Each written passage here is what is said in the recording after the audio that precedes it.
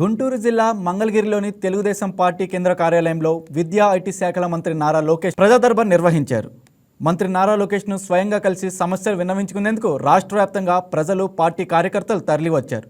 ప్రతి ఒక్కరిని ఆప్యాయంగా పలకరించిన మంత్రి లోకేష్ వారు ఎదుర్కొంటున్న సమస్యలను అడిగి తెలుసుకున్నారు, వినతులు స్వీకరించారు.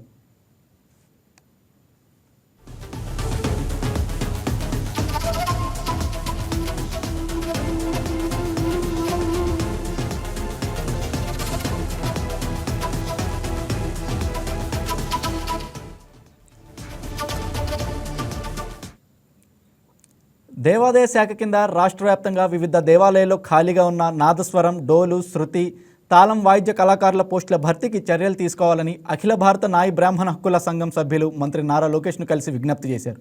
వివిధ దేవాలయాల్లో సంప్రదాయ నిత్య కైంకర్య సేవలు, పూజల కోసం నాదస్వరం, డోలు, శృతి, తాళం నేర్చుకొని వివిధ కోర్సులు ఉత్తీర్ణులై డిప్లొమా అర్హత కలిగిన పూర్వ విద్యార్థులకు ఆయా పోస్టుల అవకాశం కల్పించడంతో పాటు వయసు సడలింపు ఇవ్వాలని కోరారు.